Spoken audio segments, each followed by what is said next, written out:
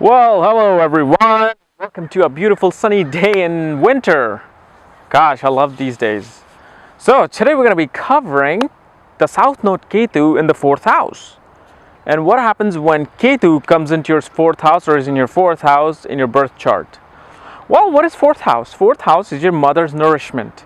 It's your mother's love, mother's affection. It's your home, your physical home. It represents your childhood, the things you learned in childhood, your childhood friends, your childhood neighbors, your just everything about childhood, and where you just feel at home, where your soul feels nourished, okay? And then you bring Ketu in here. Ketu is what? Separation. It is isolation. It is getting rid of the material wealth. It is finding that truth, that spiritual truth, that oneness, the zero-ness that God represents. Okay, and so when Ketu comes here, these people or these folks tend to have less nourishment from the mother. They feel their mother was a bit isolated with them in terms of providing them nourishment. So if the mother's there in a home, you'll feel deprived of her nourishment. Or what it can do is that your mother was always out traveling all throughout your life. She was always out doing her own thing and you just felt malnourished from your mother. Your home environment just feels like where you are always detached from. And this can also indicate somebody who might have lost their mother early on in their childhood with Ketu in the 4th house. Okay, and what Ketu in the 4th house does, these people try to make their home a spiritual sanctuary. They make their home in a way that it kind of shows its eccentricness in decoration. Like when you go to these people's houses, and if it's just one person living in that house whose Ketu in the 4th house is ruling that energy, you'll feel like I'm somewhere away from the world, okay? And these are the people who may love living in like those middle of jungle kind of places. Isolation. They like living in isolation. And what this position does is that, remember, Rahu, the North Node, is always directly opposite. So Ketu here in the 4th house is now involved and busy with doing the things that Rahu is now doing in the 10th house, which is being outside of your home, being out in the public life, being out there showing your authority. Wherever you are in your field, you would just want to be there. You're obsessed about that career, about yours. And so what this does, these people are usually out of their own home a lot, whether it's for work, whether through pleasure, or whether for enlightenment. And why is that? Remember, the 4th house and the 8th house and the 12th house are known as the moksha houses. They're the mokshamari houses. Mokshamari means is that people who are inclined towards finding enlightenment and inclined towards finding moksha, their final truth, where they can solve that one equation that defines everything. Like E equals MC squared. These are the people at one point in their life will try to find that. And with the aspects of Ketu, you'll know why. This placement gives that feeling of enlightenment at one point in your life. But remember, since Rahu is in the 10th house, it's keeping them busy in their career a lot. So they feel kind of separated from home in search of the truth, but that truth takes them away towards career.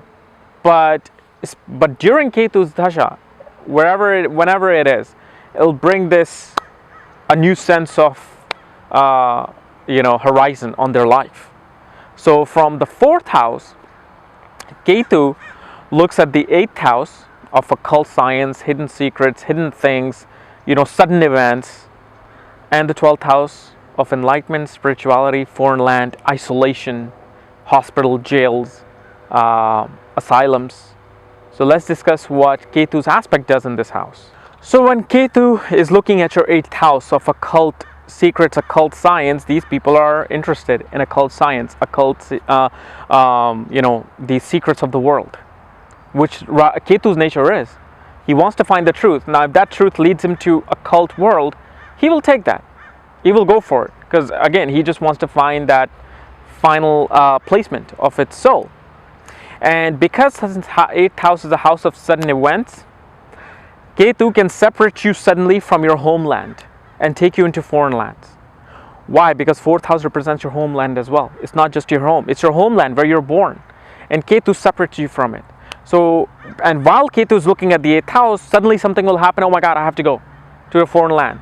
Suddenly you get a job where they want you to travel to foreign land. Here, Ketu in this Dasha, Antardasha, can give like sudden ups and downs in conveniency, meaning that what? Accidents. Because a conveniency is what? A car. My car takes me to point A to point B. And that conveniency can suddenly be taken away from what? Accident.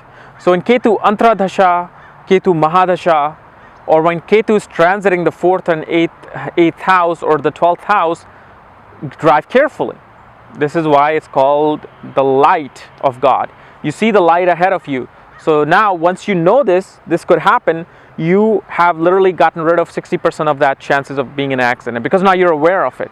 Once you're aware, this is why they call it aware, being awake, is that you know what's going on around you.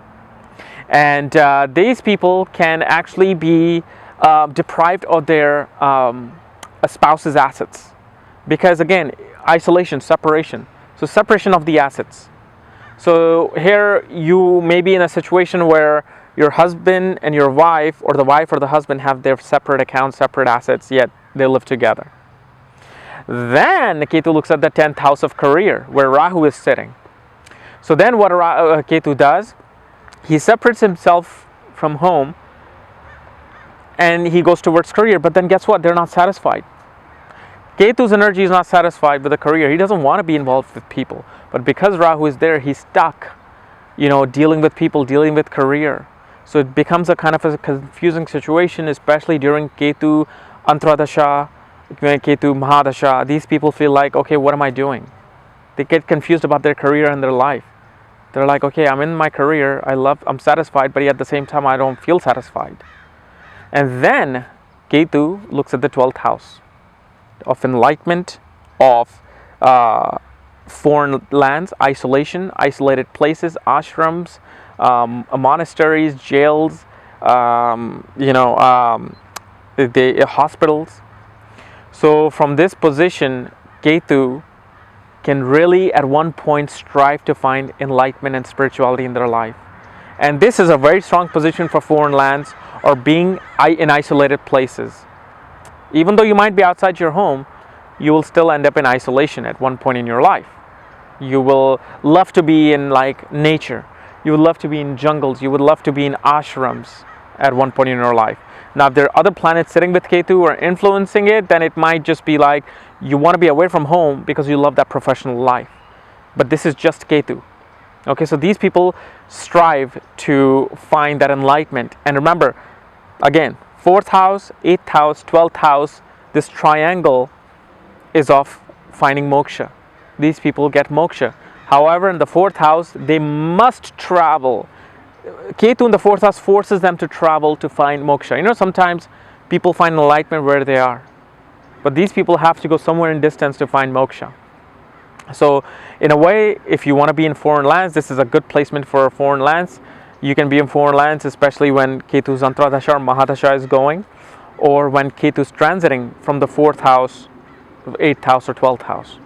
Alright, so guys, this was my analysis of Ketu in the 4th house. If you're new to my channel, subscribe above, because you're going to be finding everything about isolation here and all the other planets through houses. And if you want to know where your Ketu and south node of the moon is placed, check out my link below. Check out my book there, Astrology, the Speed of Light. When you go there, just make sure you follow the directions, because when you get the book, I will send you the link to look at your own chart. Just make sure you follow the directions and exactly how I tell you to get the link. Otherwise, I'll see you tomorrow, my peeps. Bye-bye.